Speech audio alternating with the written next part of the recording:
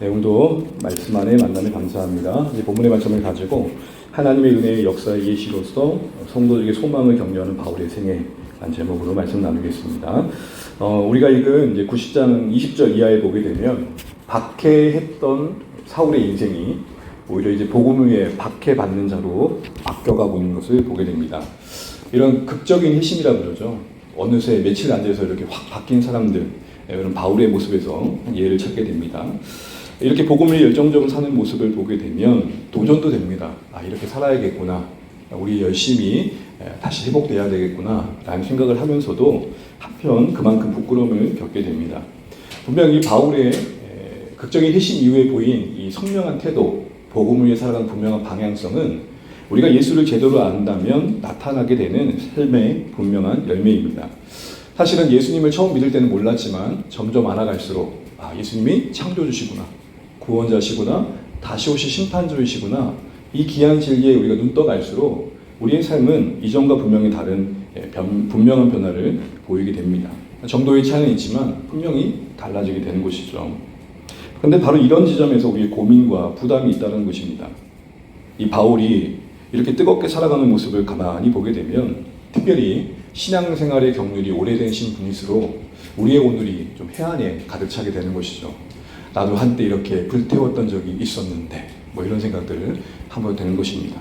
밤새 울부짖었던 시간들이 있었고 내 물질과 내 시간과 건강을 온전히 들여서 교회를 위해 헌신했던 기억들이 지나갑니다. 그러나 오늘 내 모습 속엔 여전히 제자리 걸음인 듯한 신앙의 현실이 느껴지게 되고 그것은 그만큼 낙심이 됩니다. 이런 질문을 해보는 거죠. 바울은 왜 이 회심의 이야기를 우리에게 이렇게 자세히 하고 있는가? 그리고 이 이야기를 통해 뭘 우리에게 전하고자 하는가라는 것입니다. 우리 입장에서는 여러 가지 감정과 이해와 반응을 보일 수 있지만 정작 바울은 이 회심을 통해 뭘 보고자 하는지에 대해서 우리가 알고 보는 게 중요하겠죠. 그런 면에서 우리 디모데전서 1장 13절, 15절, 16절 말씀을 함께 읽어보면 좋겠는데요. 우리 같이 화면이나 설교 노트를 한번 보겠습니다. 보이시죠? 함께 읽겠습니다. 내가 전에는 비방자요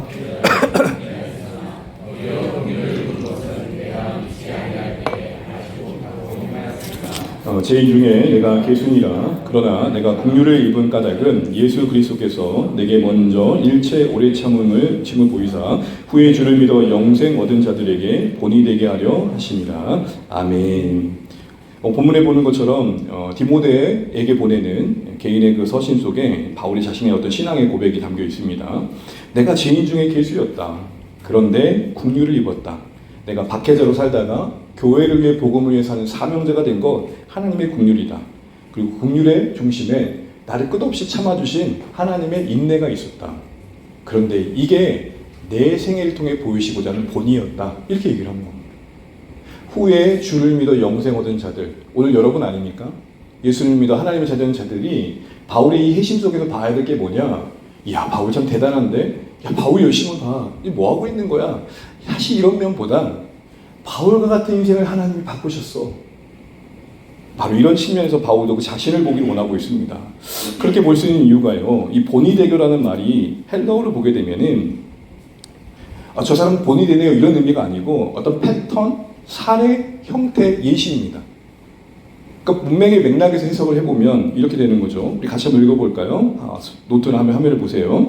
하나님께서 나를 오래 참으신 것은 나 같은 자도 긍휼로 사용하신다는 사실을 후에 믿게 된 자들이 보고 소망을 갖도록 예시로서 보여주시려 것이다. 우리는 바울의 생애를 보면서 낙심하는데 바울은 오히려 뭘 가지라 그래요 지금? 소망을. 이 언밸런스를 어떻게 이해해야 될까요? 이 열정적인 사람이 하는 말이 나의 뜨거움을 보지 말고 이런 이전의 나를 바꿔내시기 위해 하나님께서 얼마나 오래 참으셨는지 그리고 내게 어떤 은혜를 베푸셨는지를 좀 주목하면 좋겠다. 그리고 그 은혜와 하나님의 인내에 근거해 사랑하는 성도님들 그 자신의 삶의 현실 속에서 그 현 주소에서 다시 일어날 용기를 가지면 좋겠다. 또 이런 맥락에서 지금 얘기를 하고 있는 겁니다. 단순히 나를 모범 삼아라 이런 말의 본이 아닙니다. 모든 자들이 소망을 가질 수 있는 예시로서 자신을 소개하고 있는 거예요. 그러니까 단순히 나처럼 해봐라 요렇게 이게 아니에요. 오늘 나의 나됨 속에 역사하시는 하나님의 은혜가 어찌 큰지를 나를 통해 확인하고 그 은혜가 당신들 속에도 역사하고 있음을 잊지 마세요. 지금 이 얘기를 하고 있는 겁니다. 우리가 보통 교회 안에서 간증을 들을 때 바로 이런 패단에 빠질 수가 있는 거예요. 간증은 그 사람의 인생 속에 역사하신 은혜의 사례이지 모두 다 저렇게 사세요는 아니라는 것이죠. 그런 측면에서 바울은 이렇게 얘기를 하고 있다면 우리는 우리 자신이 이 말씀을 통해 확인해야 될 것이 무엇이겠습니까? 그의 결과적인 모습 이전에 물론 그것이 우리에게 본이 되는 게 맞지만 더 근본적인 차원에서 그를 불러내심부터 그래서 그를 목적 삼으신 복음을 전한 그릇으로 사용해가는 과정 속에 그를 그 역할에 합당하게 빚어가시는 하나님의 디테일한 손길, 그 안에서 그는 뭐가 바뀌었고 어떻게 변화되어 갔으며 그가 처한 모든 상황들은 그를 바꾸는데 어떻게 쓰여졌는지를 다시 한번 보는 안목이 우리에게 필요한 것입니다. 왜요? 그렇게 해야 각자의 부르심을 따라 살아가는 모든 신자들이 하나님이 은혜 안에서 우리를 어떻게 바꿔가신지를 소망하면서 일어날 수 있기 때문이죠. 자기처럼이란 말이 아닙니다. 자신과 같은 자를 어떻게 기다려주신지를 보라는 것입니다. 자신과 같이 죄인 중의 계수를 어떻게 바꾸셨는지 그 은혜의 능력을 보라는 것입니다. 그래서 누구든지, 여기서 누구든지는 뭐예요?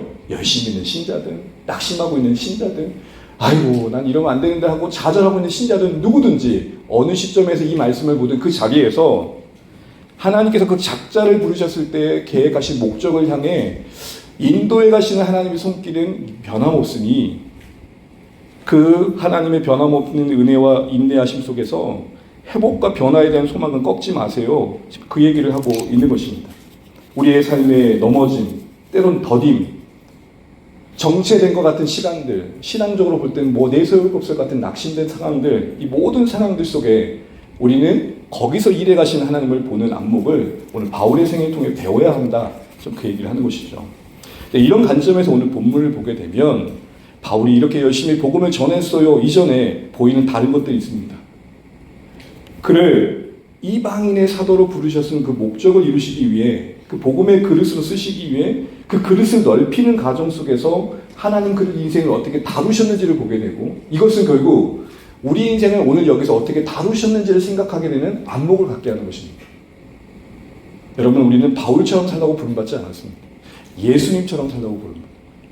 한 시대에 뜨겁게 살다가 쓰임받았던 영웅 같은 인생을 보면서 예수님을 사는 인생을 살도록 하나님께 저렇게 역사하셨구나의 사례, 예시, 이그젬플로서 사울이 존재한다는 측면에서 본다면 우리 그 안에 있는 역사하는 원리를 오늘 우리 시대에 적용해서 나에게 적용해서 하나님은 바울을 불러 예수를 위해 살게 하셨듯 나를 불러 예수를 위해 살게 하시는 가정 속에 지금 나에게 이 상황 속에서 무엇을 만들고 계시는가? 나를 어떻게 빚어가시려고 지금 일하고 계시는가? 나는 이 상황을 어떻게 헤아리며 믿음으로 견디고 지나가야 되는가? 이런 안목들을 우리는 사울의 인생에서 좀 배울 필요가 있겠다 싶은 것이죠. 우리 신앙의 어떤 더딤, 넘어짐, 지쳐 쓰러짐, 반복된 절망, 여기서 소망의 관점을 다시 한번 가지고 지속적으로 이 현실을 뚫고 나갈 믿음의 회복력을 오늘 바울의 인생에 역사하시는 하나님의 은혜의 근거에 가질 필요가 있겠다. 그렇게 보는 것입니다. 그렇게 보면 몇 가지 보이는 것들이 있습니다. 첫 번째로 하나님은 사울의 지난날의 과거 더하여 가오까지 사용하신 걸 보게 됩니다. 보통 믿음을 회복하고 난 다음에 뭔가 예수님 믿고 난 다음에 지난날의 과거에 자신의 가오와 잘못된 후회스러움에 발목이 메어서 그 죄송스러운 마음에 한 발짝 내리지 못하는 신자들이 있을 때가 있습니다. 더 잘 살았어야 되는데 더 후회 없는 인생을 살았어야 되는 생각을 할 수 있겠지만 그게 너무 지나쳐서 거기에 우리를 붙들어 매는 것, 그건 우리는 좀 잘못된 생각일 수 있겠다 싶은 것이죠. 또한 우리 인생의 배경이 되는 참 많은 것들이 있는데 여러분 이건 분명히 하신 분께서 더 나은 건 없는 거예요. 쓰임 받느냐 쓰임 받지 않느냐만 있는 거예요. 예를 들어서 똑똑해요. 그거 자체로 대단한 건 아니에요. 그게 쓰임 받을 때 빛나는 거죠. 그런 측면에서 보면 여러분 사울이 오늘 즉시로 해당해 간 거, 헬라파 유대인들에게 예루살렘에서 또 쫓아간 거, 여러분 이거는 복음의 열심 이전에 동족에 대한 애잔한 마음이었어요. 어떻게 보면 자신이 유대인의 시절에 예수님의 눈뜨지 못했을 때 예수님을 저주하며 이단의 개수를 여기며 그를 믿는 자들을 핍박했던 그 어두운 시절의 가오를 이제 눈뜨고 보니 너무 괴로운 거예요. 그래서 자신들과 같은 이해 속에 있는 유대인들도 똑같이 살면 안 되는데라는 안타까운 마음이 여러분 그렇게 그를 열심을 내게 했던 것입니다. 보십시오. 지난날에 자신의 과거의 가오가 죄책감으로 남아있지 않고 생명을 살리는 열정으로 승화되고 있어요. 이단에 깊이 빠져있다가 다시 돌아온 분들이요, 기존 교회에 오는 게 쉬울까요? 쉽지 않아요. 어려움을 많이 겪으세요. 우리 눈에 그 사람이 이전에 어디 있었어가 계속 보이는 거예요. 그리고 그 당사자도 기존 공동체에 적응하기가 쉽지 않아요. 그럼 그 지난날의 가오는 아무 의미 없는 걸까요? 그런데 그 이단이 있었기 때문에 보고 들었던 그 잘못된 것들을 복음과 함께 비교하면서 그 가운데 있는 자들을 도울 수 있는 하나의 자원은 되는 거죠. 바로 그런 관점에서 사울은 자신의 지난날의 인생의 그 삶을 돌아봤던 것입니다. 더 나아가 여러분, 오늘 사울을 보게 되면 유대인들이 자꾸 죽이려고 해요. 죽이까지 해요. 그렇게까지 할 만큼 심각한 일을 한 건 아니에요. 그런데 그만큼 위협감이 됐던 거죠. 왜일까요? 바울은 유대교회에도 정통하고 이제 복음도 알아요. 여러분, 하나를 아는 사람이 무서워요? 그 하나에 더하여 또 하나를 아는 사람이 무섭겠어요? 둘 다를 아는 사람이 무섭겠죠. 유대교 입장에서는 사울은 그 존재적으로 위험했던 게 뭐냐면 유대교도 너무 잘 알고 있고 거기에 예수까지 알고 있으니 유대교와 예수를 비교하면서 전하는 복음을 얼마나 파괴되어 있겠냐고요. 그래서 여러분, 사도행전을 보게 되면 바울이 변론할 때마다 유대인들이 이기질 못해요.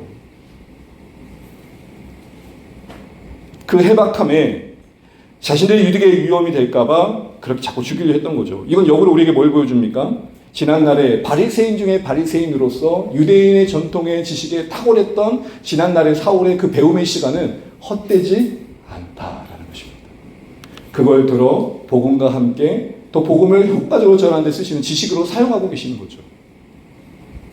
사랑하는 주안의 가족님, 이처럼 사울의 그 과거의 배경, 그의 인생의 스토리, 또한 가오, 그 어떤 그릇된 열정들의 실수들, 이 모든 것들이 복음을 위해 사는 그 인생에 더 긍정적인 것들로 쓰여지고 있는 것들을 주목하셔야 됩니다. 생명을 살리는 열정으로, 필요한 지식으로, 복음을 위한 도구로 새롭게 쓰여지고 있습니다. 회심이라는 건 과거에 분명한 일비열이지만 그 과거 모든 걸 지우는 게 아닙니다. 모든 과거가 새롭게 은혜의 빛 아래서 쓰여지는 것이죠.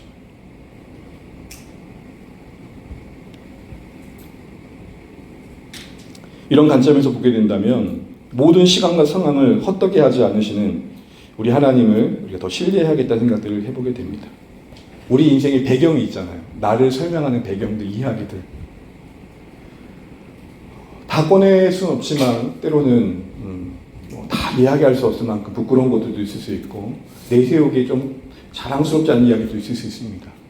근데 여러분, 하나님의 관점에서 부름받은 우리 존재와 묶여있는 모든 이야기들은 아름답게 들어 쓰신다라는 것입니다. 이런 관점에서 우리 생애를 헤아릴 때 내가 좀 더 지난날 이랬으면 하는 마음들은 빨리 내려놓는 게 좋을 것 같습니다. 지금 여기서 후회에 붙들리기보다는 그것까지도 선영하실 하나님의 일하심을 기대하면서 하나님 어떻게 쓰실지를 바라보고 오늘의 우리의 삶을 추스리는 게 필요하겠다 싶은 것이죠. 두 번째로 우리가 볼 수 있는 것 중에 하나는 저항과 거절, 고난 속에 맷집을 키워가고 계심을 보게 됩니다. 우리 22절 말씀 보실까요? 함께 짧지만 읽어볼까요? 시작. 사울이 힘을 더 얻어. 다시요, 시작. 사울이 힘을 더 얻어. 때로는 성경을 묵상할 때 그 문법과 그 단어가 갖는 용례와 시제를 생각하는 것은 본문을 이해하는 데 좀 많이 도움이 됩니다. 이 사울이 힘을 더 얻어라는 말은 무슨 말이냐면 풀어보면 능력 주심 안에서 점점 더라는 말이에요. 이 단어가 우리에는 없는 시제인데 미완료 시제라고 합니다. 이게 무슨 말이냐면 그 일이 계속되고 있다는 거예요. 그러면 힘을 얻은데 한 번 얻고 끝난 게 아니라 힘을 얻는 게 계속해서 쌓여갔다는 거예요. 누구 안에서? 그 능력 안에서. 결국 능력의 근원이신 하나님을 힘입어 고난을 이기는 지혜를 점점 배워갔다는 것입니다. 사울도 처음부터 맷집이 좋진 않았을 거예요. 지전에 했던 건 뭐예요? 누군가를 쫓아다녔고 누군가를 잡으러 다녔지 잡힌 적이 없는 거예요. 여러분 혹시 잡히는 위기 속에 도망쳐 본 적 있으세요? 있으세요?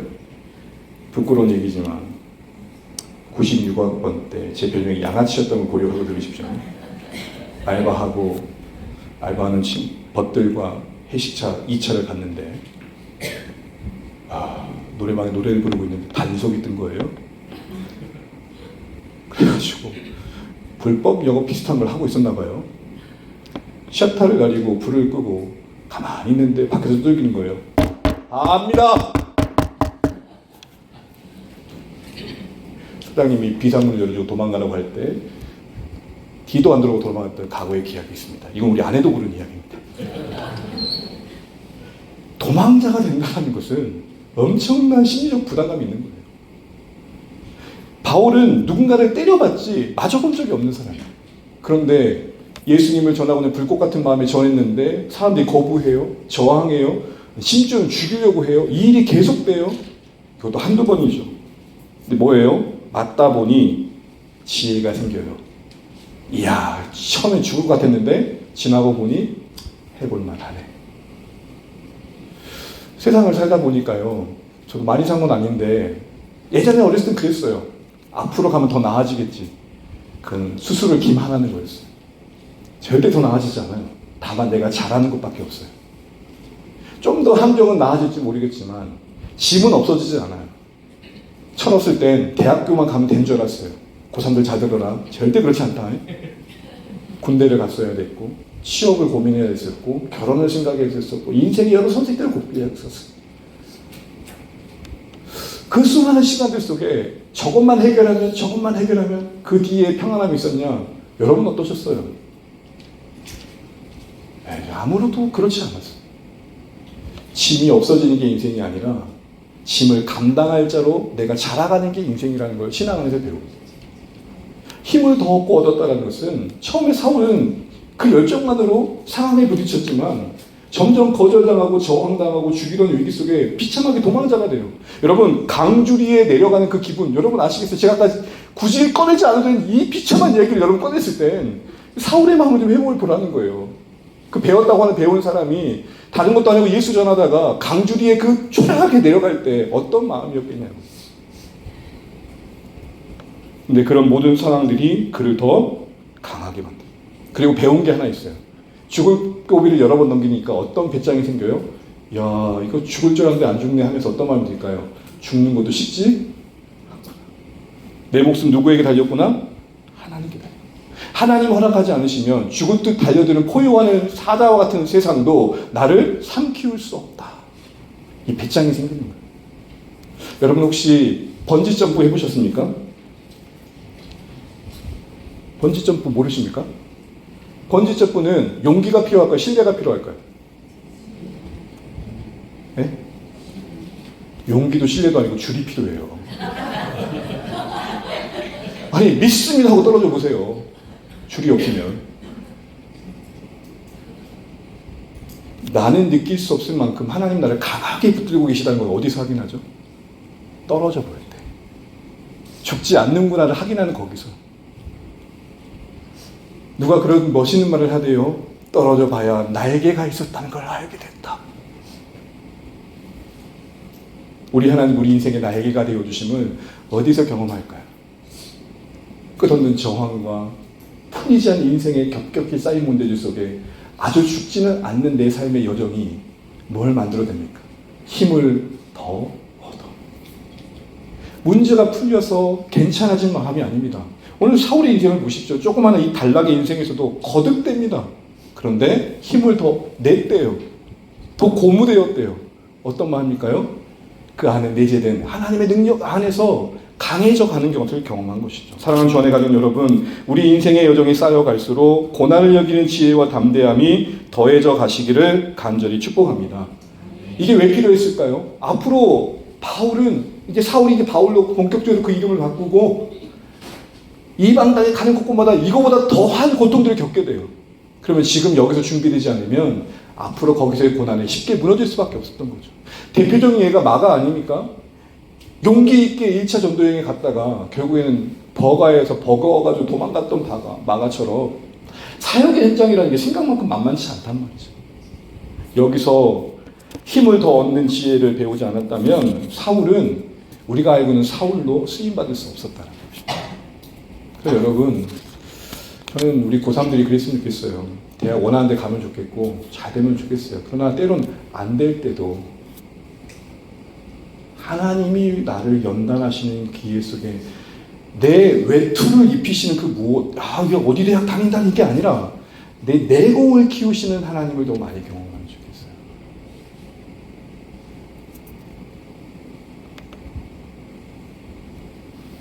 우리의 삶에도 우리를 강하게 하시는 그 하나님의 은혜가 많이 경험되면 좋겠습니다. 세 번째 보니까요, 이런 바울의 모습이 보입니다.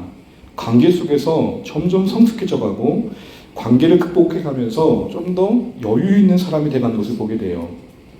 여러분, 예루살렘 교회 지자들이 사울을 만날 때 두려워했어요. 먼저 사울이 다가갔지만 피했어요. 특별히 그가 믿었다는 것을 의심했어요. 이건 마치 이와 같아요. 여러분, 신천지 이만희 씨가 회개했다면 믿으시겠어요? 신천지 이만희 회개하다, 주안의 교회 등록, 대박. 그럼 여러분 믿으시겠어요?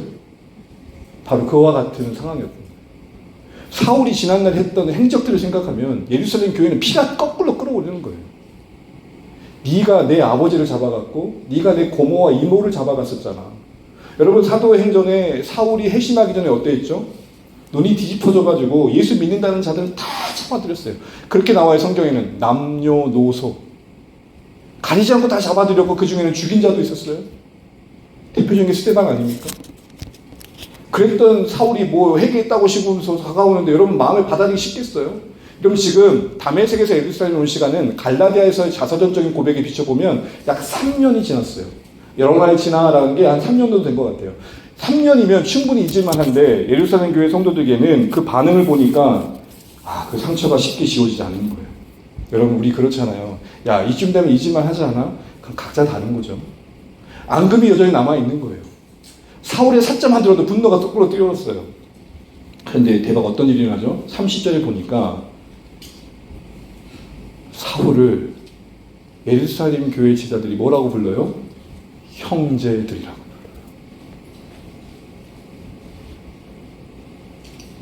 한때 자신을 죽이려 했던 그 사울을, 가족들을 해치려고 했던 그 사울을, 성도들을 괴롭혔던 그 사울을, 그의 변화된 모습을 보고 받아들여요.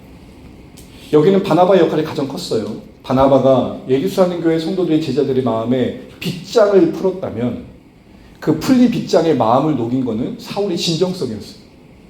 정말 사울이 변했구나 라는 모습들이 그의 열심히 있는 전도와 아마 성경에 다 기록되지 않았지만 이전에 보였었던 사울의 그 표정의 온화함 속에서 확인했을 겁니다.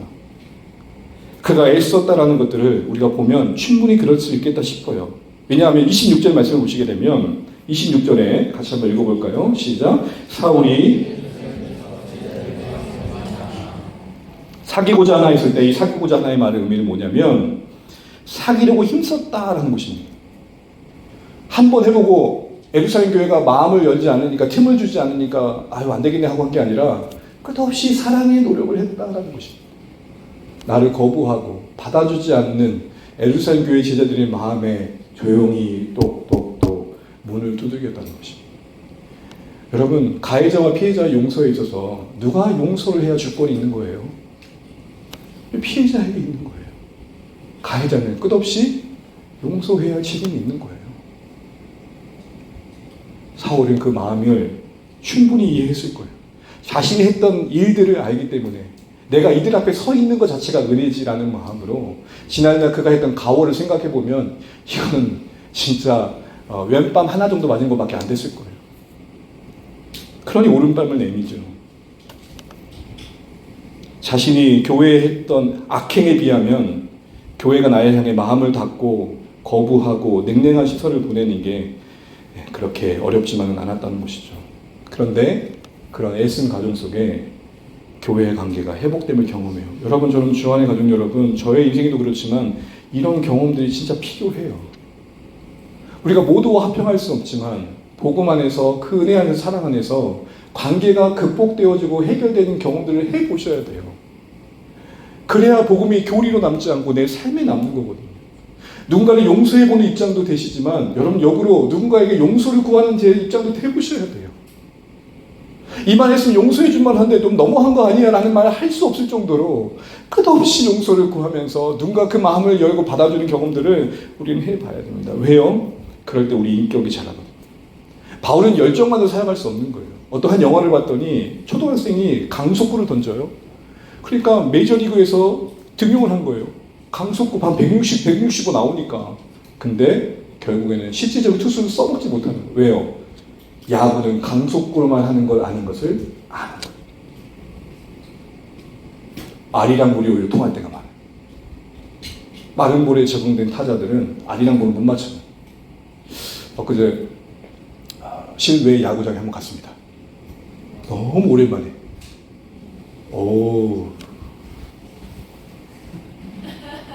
2,000원이나 하대요.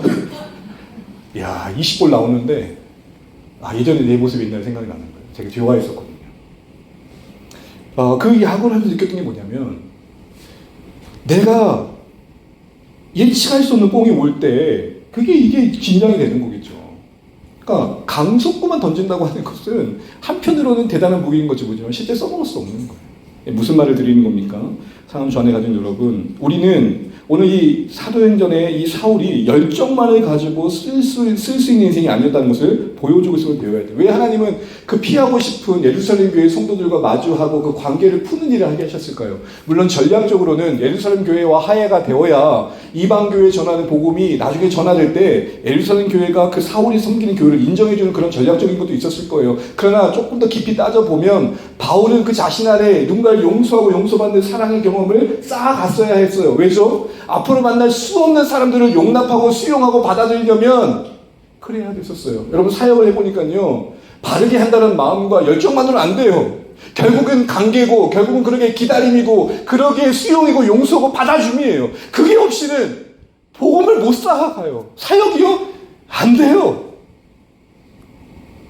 그러니까 되게 스마트한, 죄송해요, 이런 거 까는 건 아니고요, 되게 똑똑한 전도사님들이 큰 교회를 오고 가면서 막상 개척을 했을 때 부딪히는 현실 앞에 만만치 않은 거예요. 성경 공부를 프로그램을 짜면 다 옵니까? 거기서부터 무너지는 거예요. 내가 성경 공부하면 다 올 줄 알았지? 저는 진작 알았어요, 안 오시는 분들. 근데 그게 이상한 게 아니라는 것까지 알았어요. 그럼 잘하는 거 아닙니까? 하나님의 은혜 안에서 참 다양한 현실이 일어날 수 있고, 그 안에 관계 속에 우리는 다양한 경험을 할 수 있다는 걸 알고 넉넉해지지 않으면, 바울이 앞으로 그 험난한 이방 선교를 감당하면서 그 다양한 사람들을 어떻게 품을 수 있었겠어요? 그러니 하나님은 예루살렘 교회의 이 고질적인 골깊은 관계의 회복을 경험하게 하셨던 거예요. 가능한 일이구나. 복음 안에서 화평한다는 게 쉽진 않지만 가능한 일이구나. 이걸 경험하게 하셨던 거죠. 그리고 그렇게 준비된 마음은 결국 그의 그 긴장과 갈등 속에 극복된 그 마음들은 성숙을 만들고 하나님의 사람으로 살아가는 그 앞으로의 현장에 숱한 사람들과의 만남에 차별 없는 만남을 가능케 했던 시작이었던 것입니다. 이방 선교 현장에 만날 다양한 사람들과 연결되는 과정 속에 쉽지 않은 수용의 기다림이 필요하다는 것을 알아가는 시간이었던 것이죠. 여러분, 복음서에 예수님이 이런 말씀하셨어요. 사랑할 만한 사람만 사랑하면 그게 사랑이니? 마태복음 5장에 그렇게 말씀하세요. 그러면서 우리의 사랑을 도전하셨어요. 사랑하는 주 안에 가진 여러분, 우리의 사랑의 현실에 진지한 고민이 있으시길 바랍니다. 결국에는 사역은 사랑과 함께 하는 거예요. 사랑과의 관계예요. 뜬구름지 않은 이야기를 할 수 없어요. 우리가 주님의 사람으로 살아가기 위해서 관계 속에서 내가 넉넉해지는 그 인생에 하나님의 다루심을 경험해 가셔야 돼요. 한없이 용서받는 자리에 계셔 보셔야 돼요. 이렇게 용서받는 게 쉽지 않구나.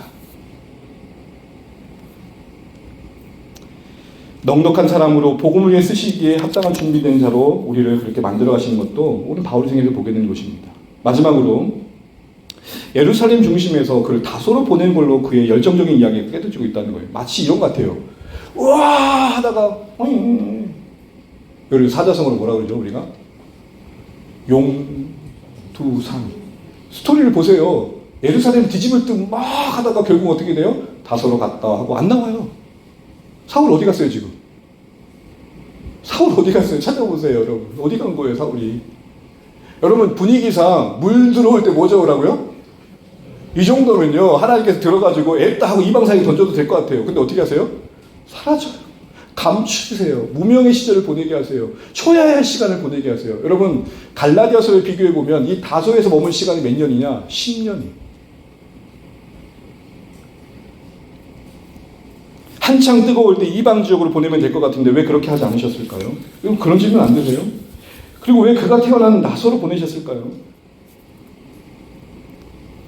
그가 발견된 시점은 언제냐? 사도행전 12장 25절 보시게 되면은 바나바가 안디옥 교회를 세우기 위해 필요할 때 그때서야 찾아내요.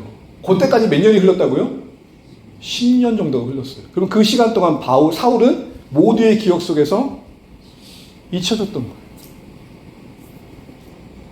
이런 면에서 사울에게 고향 다소로 간 것은 열정 가득했던 그에게는 다소 당황스러운 것이죠. 다소에 간 건 다소 당황스러운 것이에요. 여러분. 못 알아들으시는군요. 3절에서 보듯이 다소로 보냈다는 건 언급만 될 뿐 그 다음에 어떤 기록이 없어요. 무슨 말이에요? 침묵하고 계셔요. 그 시간들을 정확하게 알려주고 계시지 않으세요. 예루살렘이 중심이었어요. 거기서 주목받아야 됐고 거기서 파송받았어야 돼요. 그런데 하나님 거기서 알 수도 없는 변방으로 보내세요. 그걸 우리는 정치계에서 이렇게 말합니다. 낙향했다. 또 다른 말도 하향했다라는 것입니다. 그런데 다른 본문과 성경 신학자들의 이야기를 모아보면 그 낙향은 하향이 아니라 상향의 시간이었어요. 다소가 변방에 있는 건 맞지만 소아시아 내에서는 당시 헬레니즘 문화의 중요한 중심 도시 중에 하나였어요. 당시에 아테네나 알렉산드리아에 필적한 만큼의 로마의 헬라니즘의 문화가 중심에 있었던 아주 어떻게 보면 교육과 상업의 도시였어요. 여러분, 여기서 그가 자라났기 때문에 로마 시민권을 얻게 된 겁니다. 그런데 이제는 복음을 아는 자로서 거기서 디그내고 있어요. 무슨 말일까요? 헬라의 문화가 한참 중심이 되고 있고 그 철학과 사상이 한참 이야기되고 있는 거기에 그를 다시 중심에 던지심으로써 그가 앞으로 가야 될 헬라 문화로 가게 될 수많은 이방 도시를 가기 전에 예행 연습을 하신 거예요. 이건 마치 이런 거예요. 익숙한 곳에서 낯섦을 준비시키시다. 다소는 고향이기 때문에 편안해요. 그런데 문화는 이방 문화예요. 헬라니즘 문화예요. 있는 건 편한데 이제는 예수 믿고 난 다음에 새로 맞이하는 문화와 함께 그들과 대화하면서 이방인들이 이런 생각을 하고 있구나, 사상을 갖고 있구나, 이런 이들에게 복음을 이렇게 전하면 되겠구나 하는 훈련이 했던 시간들이 10년 동안 쌓여갔다고 보는 거예요.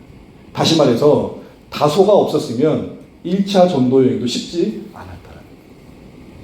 여러분, 보통 어떤 훈련을 할 때 가장 유사한 여건 속에 시뮬레이션 하면서 실전을 준비하죠. 다소는 그의 앞으로의 사역의 실전을 준비시켰던 시뮬레이션의 현장이었다. 나하고 자란 곳이니까 편안해요.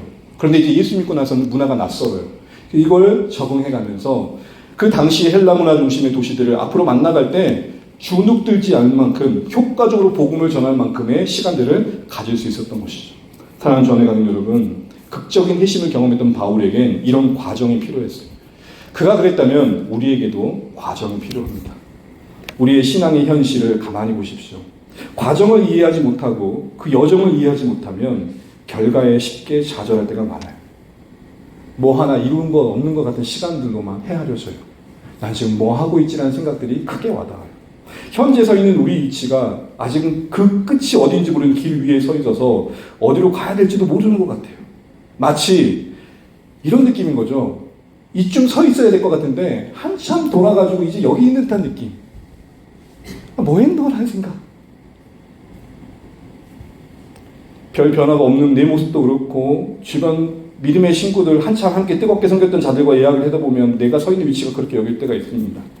근데 여러분, 여기서 우리가 놓치지 말아야 아주 중요한 사실이 있습니다. 그게 뭘까요? 그것은 다른 것이 아니라 사울의 그 모든 과거, 그리고 지난날의 모든 과오, 또한 다소에 보낸 낙향의 시간들 한순간도 헛되게 하지 않으셨다. 그를 더 온전히 빚어가시는 하나님의 신실하심의 현장이었다. 그리고 지금 그 하나님이 우리와 함께하고 계시다. 그러게 여러분, 다소 걸리더라도 우리 인생의 속도에 맞게 우리의 삶의 선택과 자유 속에 그걸 허용하시면서 목적하신 바를 이루시는 여정 속에 겪는 여러 더딘과 같은 시간들 속에서도 여전히 하나님은 모든 상황을 결코 없어서는 안 되는 가장 필요한 시간들로 승화시키시는 하나님이심을 더 신뢰하고 내 힘으로 도저히 아무것도 할 수 없는 현실 속에 우리 다시 한번 마음을 이 하나님을 향하셔야 돼요. 재촉하고 촉구하기 전에 그 은혜의 하나님을 앙망하셔야 돼요. 응시하셔야 돼요. 그게 지향이고 그 지향 속에 하향의 시간들은 상향되어 가는 것입니다. 오늘 여러분 말씀을 보면서 열정으로 복음을 전하는 바울의 모습에 우리는 주목하지 말고 그 결과에만 보지 말고 하나님이 그를 만들어 가시는 과정을 보자고 했습니다. 우리 하나님은 과정의 하나님이시니까.